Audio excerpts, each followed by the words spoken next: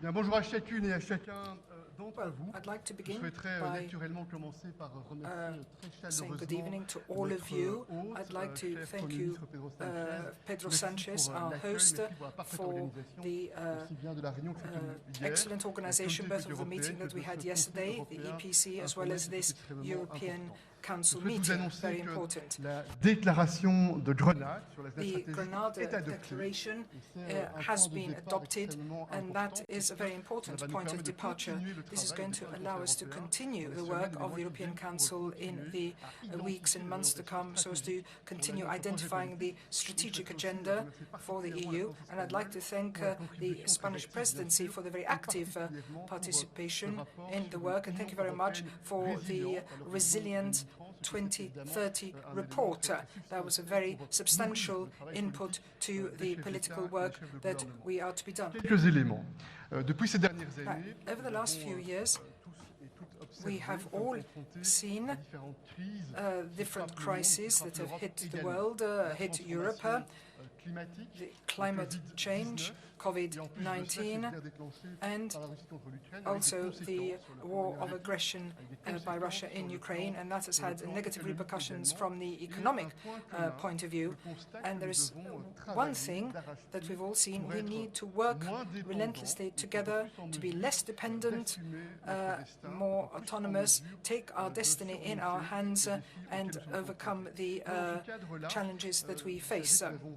As you know, we have made significant steps forward in the enlargement of the EU. Strategic decisions have been taken, and we will be talking about that more in the near future. And we need to focus on three questions: the framework for this political. what do we want to do together? What are our common priorities for the future? What are the common policies for the future?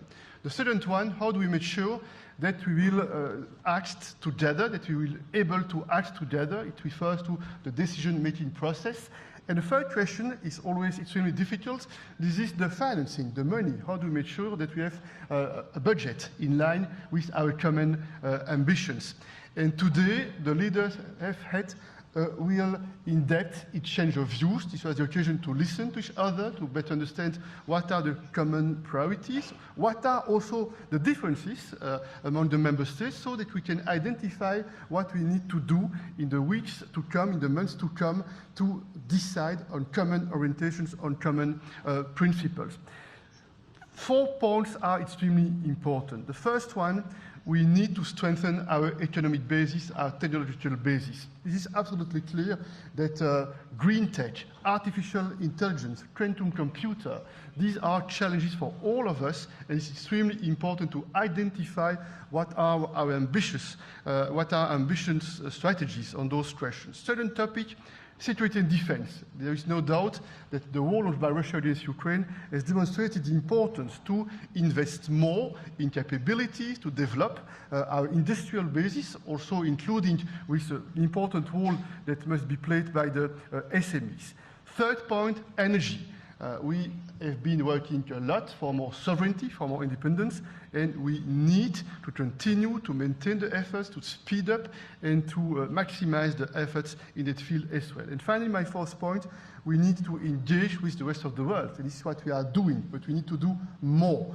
It's not by coincidence that the European Council took the decision to have more summits with third countries. And you know that more than 2 years ago, we had an important summit with the African Union. We had also summits with ASEAN, with Latin America, and we intend to be very active to engage with the rest of the world, because we think that what's at stake, this is a multipolar world. We believe in a multipolar world, and we believe that for a multipolar world, the EU has a special responsibility, a special role to play, and that's why we are very active in addressing the challenges together with the so-called Global South, together with the Prime Minister of Spain a few weeks ago in New York. We took some initiatives to try to mobilize the international community, including the Global South, to address the questions of fairness at international level, more inclusivity, which are important common challenges.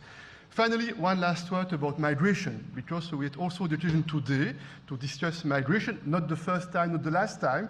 You know that since January this year, each European Council meeting, we had the occasion to discuss the topic and to have a state of play, especially on the external dimension of migration. Point one, we are pleased, and I am pleased that thanks to the huge efforts, including by you and by your team, Pedro, the huge efforts made by the Commission, the Council made an important steps with the Migration Pact a few hours ago. This is a good signal, this is very positive, but we know that it's also important to work very actively on the external dimension of migration. What we are doing, and that's why I believe it's very important to make sure that we are more efficient in our fight against the criminal groups, against the criminal groups, against the smugglers. We need more cooperation in the field of policing, in the field of justice on that question. Point two, we need to engage with the third countries, what we are doing with some third countries, including with Tunisia. We need to cooperate more with those countries of origins, those countries of transit, in order to protect our borders, in order also to identify some legal channels of communication, and on the other hand, we need to improve the returns for those who are not allowed to stay on the European soil. And I would like to confirm that the next European Council meeting will have again the occasion to address this topic of migration. Finalement, un dernier élément, encore une fois. Finally, a final point, I'd like to thank each and every one of you.